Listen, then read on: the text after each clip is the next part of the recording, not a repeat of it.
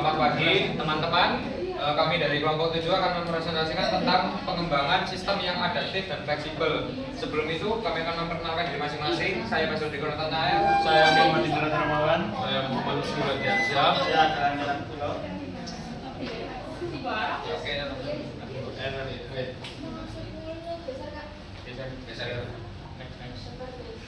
Pengembangan sistem yang adaptif dan fleksibel.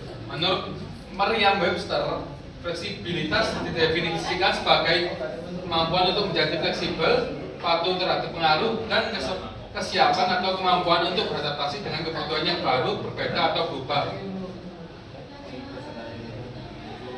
Fleksibilitas sistem informasi dapat diartikan sebagai kemampuan sebuah sistem informasi dalam merespon kebutuhan pengguna terhadap requirement yang baru, berbeda, atau berubah. Fleksibilitas ini dapat mempengaruhi efisiensi dan efektivitas operasional sistem informasi di organisasi. Oleh karena itu, keberadaannya seharusnya menjadi prioritas.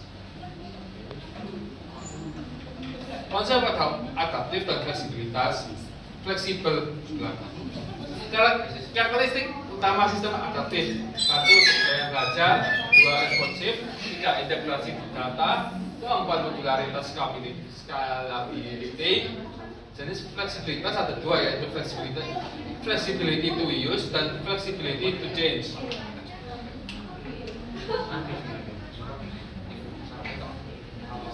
Peran fleksibilitas dalam kelangsungan operasional bisnis. Yang pertama, menjawab permintaan variabel, kedua, beradaptasi dengan teknologi baru, dan ketiga, optimasi proses bisnis. Tantangan di industri 5.0.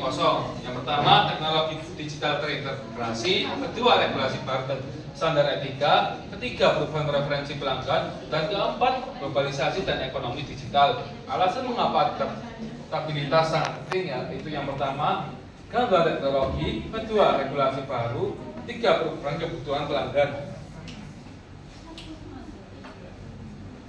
Pendekatan pengembangan sistem yang fleksibel. Pengembangan sistem bisa berarti membangun sistem baru untuk mengembangkan sistem lama sepenuhnya, atau cukup memperbaiki sistem yang sudah ada. Dengan perkembangan teknologi, metode pengembangan sistem fleksibel jadi pilihan utama untuk menyesuaikan kebutuhan yang cepat berubah.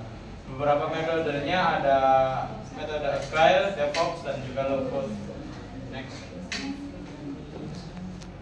Nah, untuk metodenya ada metode Agile adalah metode pengembangan sistem yang bertahap dan berulang, memungkinkan tim cepat beradaptasi dengan perubahan dan kebutuhan. Dalam Agile ada 3 peran utama, yakni ada owner untuk menentukan fitur dan target pasar, user memberi masukan langsung untuk meningkatkan software, dan juga tim pengembang bekerja lebih fleksibel dengan cepat merespon perubahan. Lalu ada DevOps, menggabungkan tim pengembang dan juga operasional untuk meningkatkan bekerja sama dari perancangan sampai aplikasi siap digunakan. Metode ketiga yakni metode Low Code. Low Code memungkinkan pengembangan software dengan sedikit atau bahkan tanpa kode. Platform ini menyediakan alat yang bisa langsung dipakai, mempercepat pengembangan dan memudahkan kolaborasi. Keuntungan Low Code adalah inovasi lebih cepat, fleksibel, hemat biaya, kolaborasi lebih mudah, dan juga manajemen risiko yang lebih baik. Next. Peran teknologi dalam sistem yang adaptif adalah teknologi canggih seperti AI atau IoT di Big Data telah mengubah cara sistem bekerja di dunia bisnis yang berkembang. AI membantu sistem untuk belajar dari data yang ada sehingga bisa memberikan analisis yang lebih akurat dan responsif yang cerdas. Di sisi lain, IoT menghubungkan berbagai perangkat yang mengumpulkan data secara real time. Selain itu, dukungan dari cloud computing dan microservice juga sangat penting. Cloud computing memungkinkan penyimpanan dan pengolahan data dalam skala besar tanpa perlu mengeluarkan banyak biaya untuk infrastruktur. Sementara itu, microservice membagi sistem besar menjadi bagian-bagian kecil yang independen, membuat pengembangan dan penyesuaian lebih mudah tanpa mengganggu keseluruhan sistem. Next. Manfaat bisnis dari sistem adaptif. Sistem adaptif adalah teknologi yang bisa otomatis menyesuaikan diri dengan perubahan besar. semua pelanggan atau aturan baru. Dalam dunia bisnis yang tergerak, sistem ini membantu perusahaan dengan cepat merespon perubahan tanpa harus menggunakan banyak intervensi dari manusia. Ini membuat bisnis jadi lebih fleksibel, efisien, dan selalu siap bersaing. Dengan sistem adaptif, perusahaan bisa terus berjalan lancar dan siap tumbuh menghadapi tantangan di masa depan. Next. Manfaat utama sistem adaptif bagi bisnis. Yang pertama, meningkatkan efisiensi operasional. Sistem adaptif berperan penting dalam meningkatkan efisiensi operasional perusahaan dengan memberikan respon yang cepat terhadap tekanan pasar. Yang kedua, peningkatan daya saing. Sistem adaptif memberikan keunggulan kompetitif dengan membuat perusahaan responsif terhadap tren dan perubahan kebutuhan pelanggan. Dengan memanfaatkan data-data analitik, perusahaan dapat cepat menyesuaikan strategi pemasaran dan peluncuran produk baru. Dalam pengelolaan perubahan dalam ada dua fokus. Pertama, tantangan dalam sistem adaptif. Dinamika pasar yang berubah, organisasi harus siap menghadapi perubahan yang cepat dalam preferensi konsumen dan industri. Yang kedua, kebutuhan beragam. Yang ketiga yaitu kemajuan teknologi.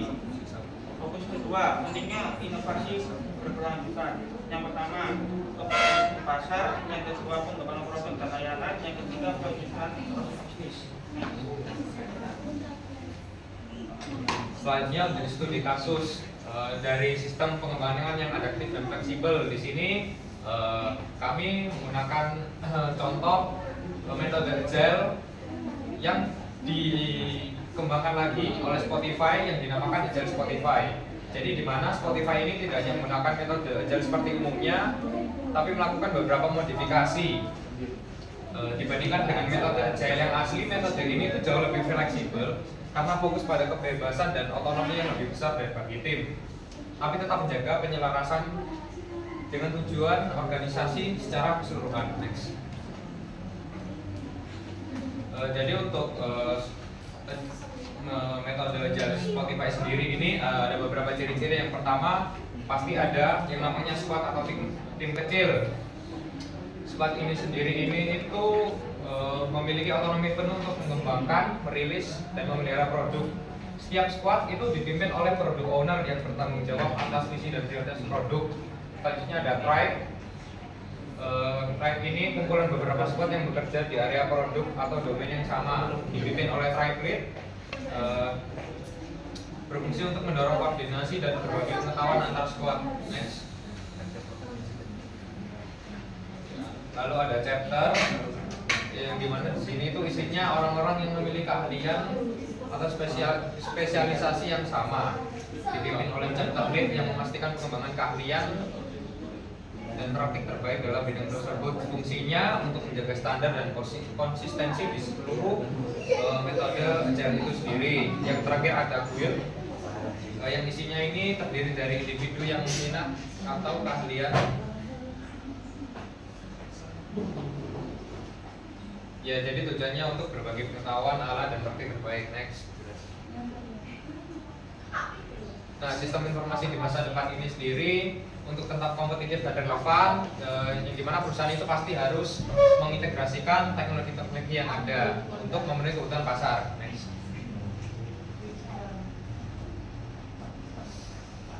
Jadi ada beberapa teknologi yang bisa diadaptasinya mungkin di masa depan. Yang pertama ada cloud computing, integrasi AI, dan analitik data. Kesimpulan, jadi sistem informatif yang adaptif dan fleksibel ini memungkinkan perusahaan untuk tetap kompetitif di era industri 5.0 dengan mengutamakan fleksibilitas dalam respon perubahan permintaan.